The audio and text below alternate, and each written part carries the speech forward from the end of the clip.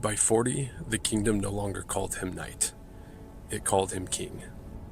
The silver armor was gone. In its place was dark steel, gunmetal, scarred and heavy, forged not for war, but for weight. He had everything a boy once prayed for: stone walls, warm fire, laughing children, a queen who still looked at him like home, and a little girl who ran through castle walls wearing cloaks far too big, pretending to be brave, pretending to be strong, pretending to be him. And every time she laughed, something inside him almost remembered what peace was supposed to feel like. Almost. Because while the kingdom slept, the king still walked. Peace changed everything. Fields grew, markets filled, children laughed. There were no wolves, no war, no hunger, no funerals. The gates stayed open, the fires stayed warm. And for the first time in generations, men stopped looking towards the walls, because they trusted the man who never stopped. Villagers loved him, children chased him, songs were written, statues carved, and everywhere he walked, people whispered, "Nothing bad reaches us here." And every time the king heard it, he smiled. Because boys who grow up between tears and oak doors rarely know how to receive love, only responsibility. So while others celebrated peace, the king studied windows, locks, footsteps, storms, sleeping guards, half-empty cups, raised voices, shadows, patterns, anything that might become something worse. Because deep down, the little boy still believed, if I stop watching, someone gets hurt.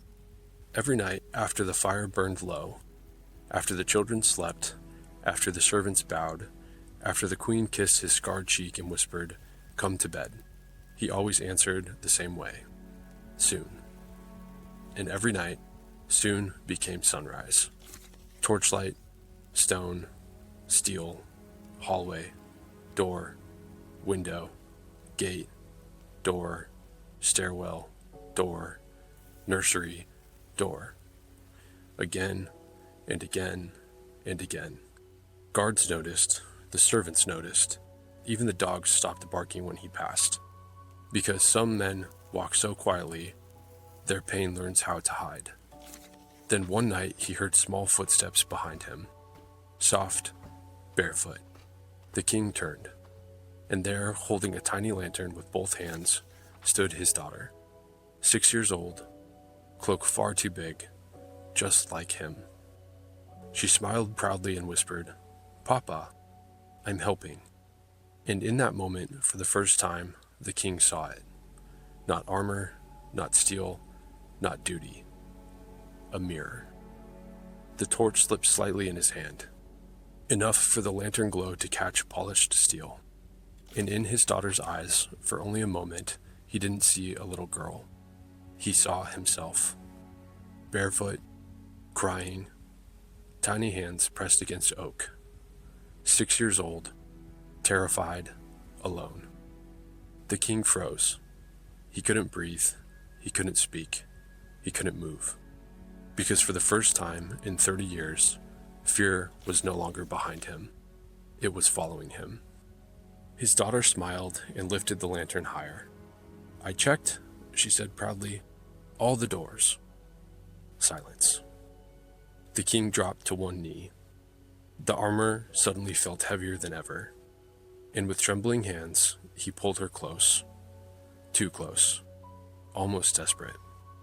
And for the first time in her little life, the strongest man in the kingdom began to shake.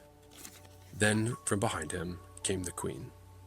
Barefoot, silent, watching. Tears already in her eyes.